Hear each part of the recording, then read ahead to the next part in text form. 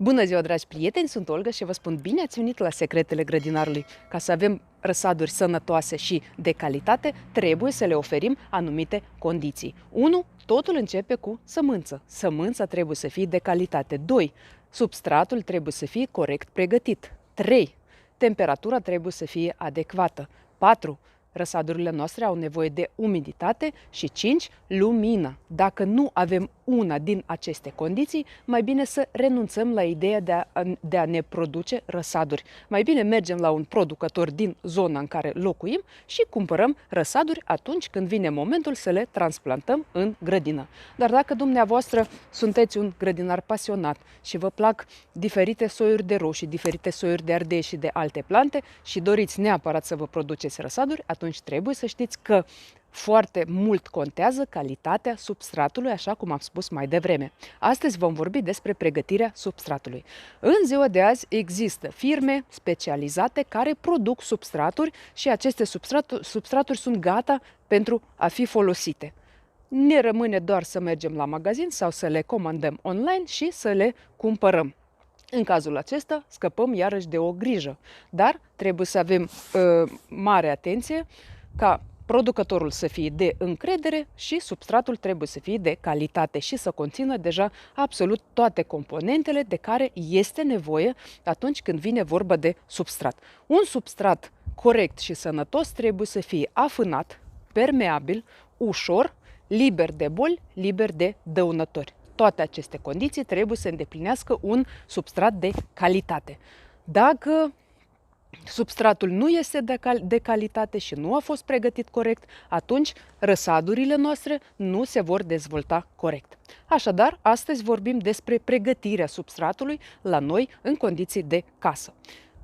Iată, prima dată aș dori să vorbesc despre acele componente pe care nu se recomandă să le folosim atunci când pregătim substratul nostru pentru răsaduri. 1. Nu se recomandă folosirea pământului din grădină ca atare, fără a-l amesteca cu alte componente. Chiar dacă pământul dumneavoastră din grădină este bun, nu este lutos, nu este argilos, să nu uităm că atunci când îl punem în vase mici, în pahare sau în alveole, acesta se tasează imediat după ce îl udăm prima dată și atunci plantele noastre vor avea nevoie de aer și pur și simplu se vor sufoca. Chiar din a doua zi, deja plantele noastre vor suferi din această cauză. De aceea, pământul din grădină, dacă îl folosim, acesta trebuie amestecat cu alte componente care îl vor afâna.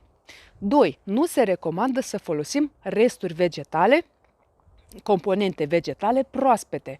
Nu se recomandă folosirea ierbii de gazon cosite, proaspăt cosite.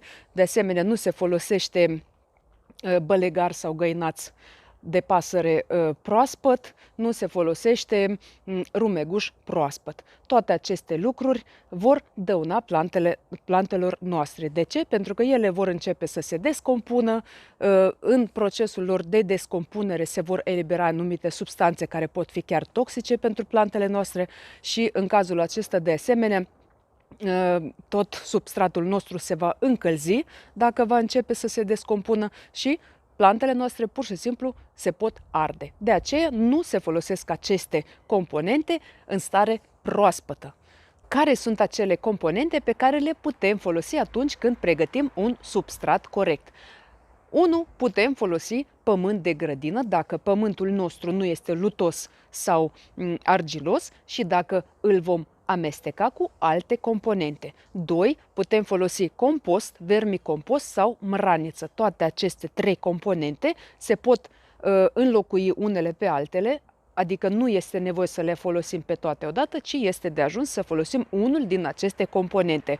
Și cantitatea acestora per cantitatea totală a substratului poate fi în proporție de 20-30%. Cantitatea pământului din grădină poate fi în proporție de 50% și de asemenea putem folosi turbă cu un pH neutru și ca aceasta să fie foarte bine descompusă. Putem folosi un rumeguș bine descompus. Proporția acestuia nu trebuie să depășească 10% din cantitatea totală a substratului.